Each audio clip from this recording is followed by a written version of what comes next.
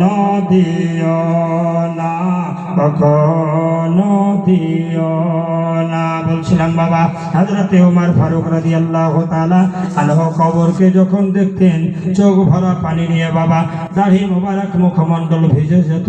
হযরতে ওমর ফারুক একদিন রাসূলুল্লাহকে জিজ্ঞেস করছেন, ইয়া রাসূলুল্লাহ, ইয়া নবী, আল্লাহ নবী গো, আমাকে বড্ড ভয় লাগে। বলে, কবর যখন দেখি এত কেন ভয় মনে হয়? আমার বিশ্ব নবী সাল্লাল্লাহু তাআলা আলাইহি ওয়াসাল্লাম বলেন, ও ওমর ফারুক, তুমি যে একদিন মরবে, তোমাকে যে দুনিয়া ছাড়তে হবে। কারণ কোরআনে আল্লাহ ঘোষণা করেন, কুল্লু নাফসিন যায়কাতুল মাউত, প্রত্যেক নফসকে একদিন না একদিন মরণের স্বাদ গ্রহণ করতে হবে। ওমর, তুমিও থাকবে না, তবে ভালো আমল করে যদি কবরে কেউ যায়, কবরটা নূরে আলোকিত হয়ে যাবে, কবরটা চারদিক থেকে রওশন হয়ে যাবে। তারিখ প্রমাণ দিচ্ছে রে বাবা।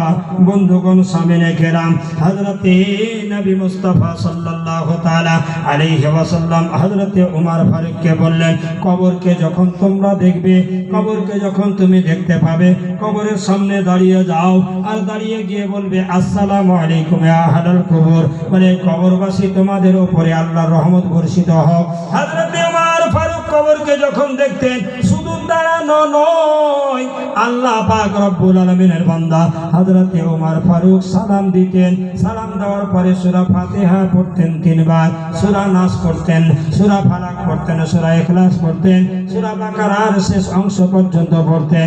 নবী পাক সাল্লাল্লাহু আলাইহি সাল্লামের ফেরেশতা, নবী পাক সাল্লাল্লাহু আলাইহি সাল্লামের সাহাবী হযরতে ওমর ফারুক দোয়া করতেন, আল্লাহ, এই কবরস্থানে যত মাইয়াত রয়েছে, যত আত্মীয় স্বজন রয়েছে, যত নবীর উম্মত রয়েছে, সকলের কবরের সমস্ত বালা মুসিবত থেকে দূরে করে দাও, সকল কবরকে তুমি রওশন জামির করে দাও, নূর আলা নূর বানিয়ে দাও। এটাই ছিল হযরতে ওমরের অভ্যাস।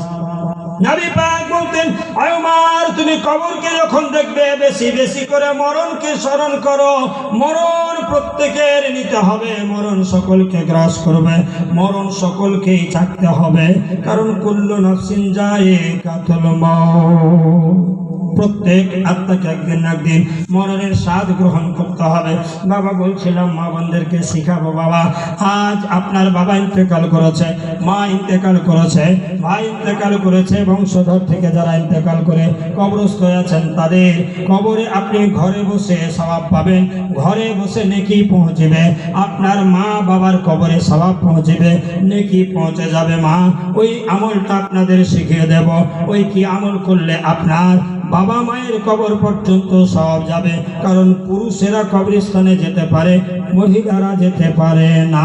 মহিলারা বাড়ি থেকে কবরে সওয়াব পৌঁছাতে পারে। শিখবেন মা? শিখবে কেউ? যদি শিখতে চাও 500 টাকা দাও। আছে কেউ? জি, নারে তাকবীর, নারে রিসালাত। মতি ও মানিরুল ইসলাম 200 করে 400 টাকা দিয়েছেন। আল্লাহ তার দানকে কবুল করেন, আমিন সুম্মা আমিন। বন্ধুগণ, শুনতে বলছিলাম, আমার বিশ্ব নবী সাল্লাল্লাহু আলাইহি সাল্লাম বলেন, উমর, তুমি কবরকে যখন দেখবে, বেশি বেশি করে মওতকে স্মরণ করবে, বেশি বেশি করে মরণকে স্মরণ করবে। বেরাদার, মওত তো সকলের হবে। পৃথিবীতে সব যখন ধ্বংস হয়ে যাবে, কিছুই যখন থাকবে না, আল্লাহ রাব্বুল আলামিনের ফেরেশতা মালাকুল মউত, যাকে মউতের ফেরেশতা বলে, মালাকুল মউত প্রত্যেকের জান কবজ করবে। মালাকুল মউত বলবে, হে মাবুদ ও মাওলা, আমাকে তো তুমি মউতের দায়িত্ব দিয়েছো। আপনার গরিবকে, ধনীকে, ইয়াতিমকে, বাপ হারা, মা হারা, ছেলে হারা, পুরুষ হারা, সে আপনার স্ত্রী হারা, স্বামী হারা, সকলকে তো করে দিতে হয় আমার দ্বারাই। আল্লাহ তোমার হুকুমে বাবা জীবিত থাকে, ছেলের আত্মাকে বের করি, বাবার কান্না হয়। ছেলের আত্মা বের করি, বাবা দুঃখ পায়। আল্লাহ, তুমি আমার ছেলেটাকে আমার আগে তুলে নিলে কান্না করে, আমি দুঃখের সঙ্গে তার আত্মাটা বের করে নিয়ে আসি। কারণ হুকুমটা আল্লাহ তোমার, যার জন্য মালাকুল মউত বলছে, মাবুদ, সারা পৃথিবীর সমস্ত লোককে যখন জান কবজ করা হয়ে যাবে, থাকবে কে? ইবলিস।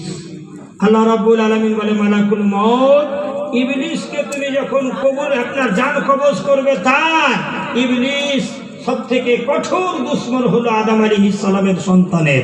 জোরে বলেন সুবহানাল্লাহ। আদম আলাইহিস সালামের কঠোর দুশমন হলো ইবলিস। আর ইবলিস নামাজিকে ভাগিয়ে দেয়, ইবলিস নামাজিকে বেরাদার আল ইসলাম নামাজ থেকে দূরে করে দেয়। ওই ইবলিসের আত্মা নিয়ে আসার জন্য আল্লাহ পাক মালাকুল মউতকে বলবেন, মালাকুল মউত তুমি যখন ইবলিসের জান কবজ করবে, আমার বান্দাদের নিকটে যাওয়ার পরে যে শক্তিটা তুমি দাও, ওই শক্তি থেকে 10 গুণ বেশি শক্তি দিয়ে ইবলিসের জান কবজ করতে হবে। কত? 10 গুণ বেশি দিয়ে, 10 গুণ বেশি দিয়ে তোমার শক্তি দিয়ে ওই ইবলিসের আত্মা নিয়ে আসবে। বেরাদার কিতাবের মধ্যে পাওয়া যায়, ইবলিসের আত্মা যখন নিয়ে আসার জন্য মালাকুল মউত ছুটে যাবে, ইবলিস সামনে বাড়বে, মালাকুল মউত পিছনে পিছনে যাবে। মালাকুল মউত বলবে, ইবলিস তুমি পরেশান করে দিলে আমাকে, ইবলিস তুমি পরেশান করে দিলে। ইবলিস সামনে যাচ্ছে, দৌড় দিচ্ছে, আর মালাকুল মউত পিছনে পিছনে যাচ্ছে, যেখানে পাবে সেখানে আটক করবে। বেরাদার ইবলিস দৌড়াতে দৌড়াতে দৌড়াতে দৌড়াতে দৌড়াতে শেষ পর্যন্ত যাবে কোথায়? তারিখ প্রমাণ দিচ্ছে আদম আলাইহিস সালামের কবর পর্যন্ত। আদম আলাইহিস সালামের কবর পর্যন্ত ইবলিস দৌড় দিয়ে যাবে। আদম আলাইহিস সালামকে ইবলিস গিয়ে কবরের সামনে করে বলবে, আদম তোমার তো চিরদিন আমি দুশমন হয়েছিলাম, চিরদিন তোমার দুশমন হয়েছিলাম। আজ আমার কোনো রেহাই নাই। আজকে আমার পিছনে মালাকুল মউত ধাওয়া করেছে, আমার পিছনে মালাকুল মউত ছুটে এসেছে।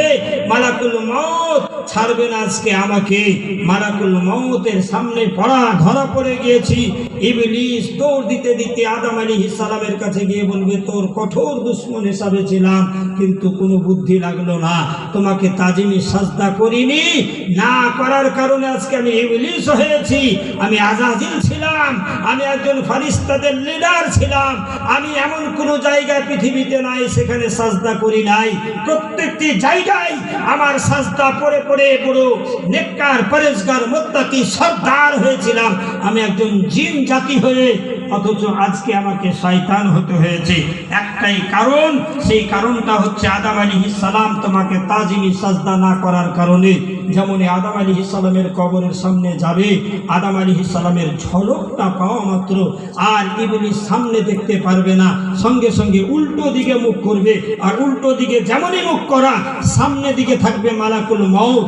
আর মালাকুল মউত এমন জোরে 10 গুণ বেশি শক্তি দিয়ে তার শরীর থেকে খিঁচে বের করে নিয়ে আসবে, তার আত্মাটাকে বের করবে। যেমন বেরাদার ডালের গাছে যদি একটা গামছা ফেলে দেওয়া হয়, আপনার কাঁটার উপরে যদি একটা গামছা ফেলে দেওয়া হয়, আর কোনো বাচ্চাকে যদি গামছাটা টানতে বলা হয়, সেই গামছাটা গোটা আসবে না, ছিঁড়ে ছিঁড়ে আসবে, আসবে না বাবা? ওই গামছাটা ছিঁড়ে ছিঁড়ে আসবে। তদ্রূপ ইবলিস আপনার যেমনই মালাকুল মউতের দিকে মুখ করবে, ওই মুহূর্তে মালাকুল মউত 10 গুণ শক্তি দিয়ে তার শরীর থেকে খিঁচে তার রূহটা বের করবে। তার শরীরটা চূর্ণ বিচূর্ণ টুকরো টুকরো হয়ে যাবে। বেরাদার ইবলিসের আত্মাটা বের করার সময় মালাকুল মউত বলবে, আমি সারা পৃথিবীতে যত মাখলুকাতের জান কবজ করলাম, সব থেকে বেশি শক্তি দিয়ে, বেশি আমার পাওয়ার দিয়ে, 10 গুণ বেশি কষ্ট দিয়ে আমি ইবলিসের আত্মাটা বের করব। সে সময় আত্মাটা বের করার পর আমি একদম এমন খুশিতে মতোয়ারা হব, আমি আল্লাহর কাছে আরজ করবে, আল্লাহ আজকে ইবলিসকে আমি জব্দ করেছি, ইবলিসের আত্মাটা বের করতে পেরেছি। আল্লাহ খুশি হয়ে বলবেন, এ মালাকুল মউত আজকে তুমি সাকসেস হয়ে গেলে, কারণ আজকে আদামের পিছনে সারা জীবন ধরে কিয়ামতের সকাল পর্যন্ত লড়াই করতে করতে কিয়ামত হয়ে গেল। ইবলিস আজকে আদামের সন্তানদের সঙ্গে দুশ্মনী করতে করতে বহু সংখ্যক সঙ্গী বানিয়ে আজকে সে বড় একটা দল বানিয়েছে। আজকে তার দল নিষ্পত্তি হয়ে গেল। আদম আলাইহিস সালামের সামনে থেকে সে বেমুখ হয়ে যেমন মালাকুল মউত তার রূহটা বের করবে। বাবা আল্লাহ খুশি হয়ে বলবেন, এ আল্লাহ, আল্লাহ বলবেন, এ আমার ফেরেশতা মালাকুল মউত, এবার তুমি 10 জন ফেরেশতার রূহকে কবজ করো। জোরে বলুন সুবহানাল্লাহ। মুআজ্জাজ সামিনে কেরাম বেরাদারান ইসলাম, বলার উদ্দেশ্যটা হলো বাবা কাউকে ছাড়বে না মালাকুল মউত, প্রত্যেককে একদিন না একদিন মরণের স্বাদ গ্রহণ করতে হবে। যাই হোক, শ্রদ্ধা সুখী সমাজ আয়াত তেলাওয়াত করেছে, একবার দুরূদ শরীফ আল্লাহুম্মা